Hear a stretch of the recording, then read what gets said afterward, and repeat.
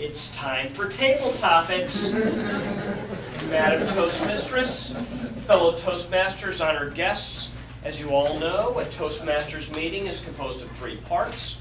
The prepared speaker part, which we just finished, then table topics, then the final portion, which is the evaluation section.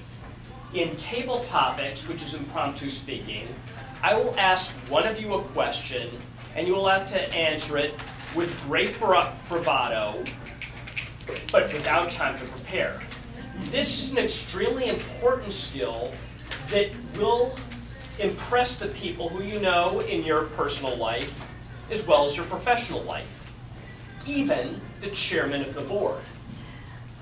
Table topics is timed, so fix your old blue eyes on the stoplight. When it turns green at 1 minute, you will qualify. Then it will turn yellow at 1.5 minutes, then red at 2 minutes. Then you will get a brief grace period. Be sure to speak for at least 1 minute, or less than 2 minutes, because if you go under time or over time, then regrets you'll have a few, because you'll be disqualified. In other words, be sure to do it my way. However, you will win a ribbon for Best Table Topic Speaker at the end of this meeting if you have high hopes. Our table topics theme for this evening is Frank Sinatra. No kidding. The first question: when I was 17, it was a very good year. What are your memories of being 17? Leslie.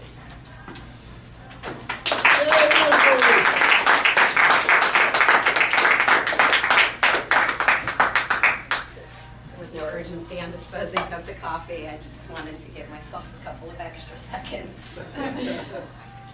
17. 17 is actually a fairly memorable year for me. I remember 3 very important things that happened when I was 17. I graduated high school, I went to college, and the premise of my talk tonight, I failed my driver's test.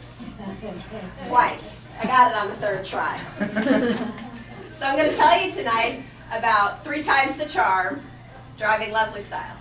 The first time I failed was on my birthday. Happy birthday to me. I had just graduated high school. And I went with my mom in the DMV. This was in New Jersey. Now my parents already lived in Florida, but I was still a resident of New Jersey because I went to boarding school. My parents still had a home there, so we're kind of dual residents. We had Florida residency and New Jersey residency. So I went to the DMV, and the man walks up to the car, great big man, smoking a big cigar. Now I'm standing outside the vehicle waiting for the instructor to come, and I said, "I'm sorry, sir, but you can't smoke in my car." So he put it down. He gets in. He says, "Your car, huh?" He says, "Go ahead and pull off to the left there, and I'll give you further instruction." So I did as he asked. "You can turn around and go back." He failed me. He was on the wrong side of the road.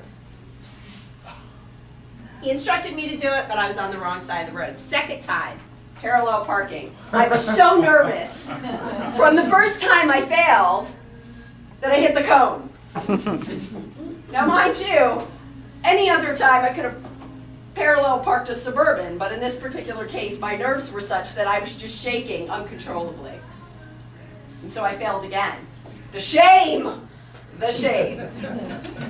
The third time, I passed, which was a really good thing because my first year of college was in South Carolina, and that school was near nothing. And if I hadn't been able to drive, it would have been a disaster. That is my story of 3 and my most memorable experiences from 17.